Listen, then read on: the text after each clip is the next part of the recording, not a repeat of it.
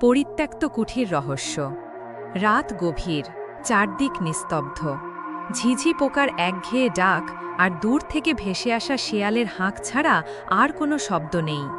আকাশের চাঁদটা মেঘে ঢাকা, তাই চারপাশে ঘুটঘুটে অন্ধকার। তিন বন্ধু রাতুল, সাকিব আর জাহিদ বাইকে করে বাড়ি ফিরছিল। পথটা তাদের চেনা হলেও এই সময়টাই এই পথে তারা সাধারণত আসে না। শর্টকাট মারতে গিয়ে তারা একটা পুরনো পরিত্যক্ত কুঠিরের পাশ দিয়ে যাচ্ছিল।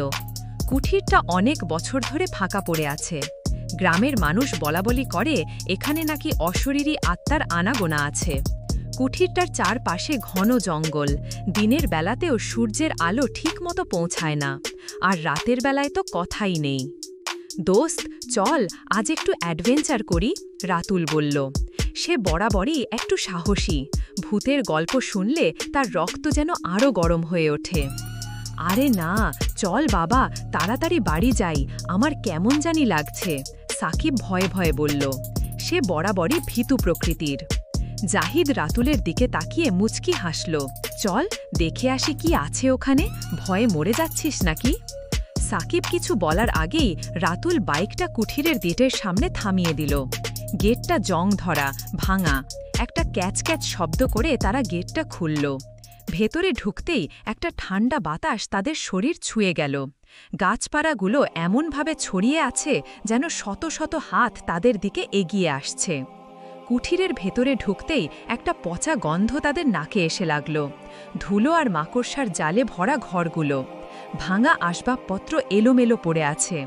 হঠাৎই একটা ঘরের দিকে চোখ পড়ল রাতুলের। সেই ঘরের জানালা দিয়ে হালকা আলো আসছিল, অথচ বাইরে তো চাঁদ মেঘে ঢাকা। ওই দেখ, রাতুল ফিসফিস করে বলল।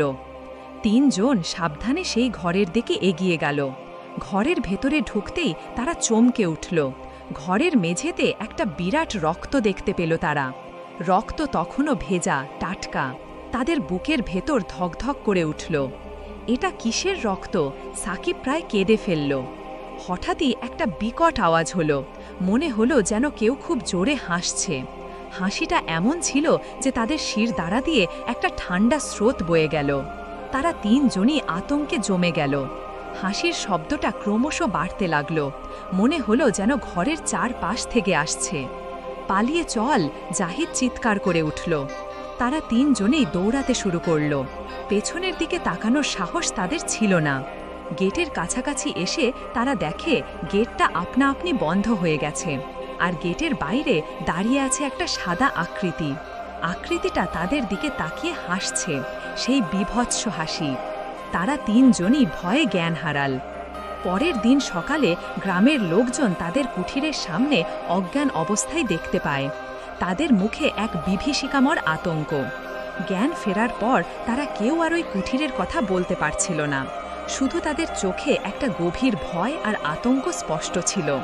সেই দিনের পর থেকে তারা কেউ আর ওই পথ দিয়ে যায় না, আর ভুলেও ওই কুঠিরের দিকে ফিরে তাকায় না।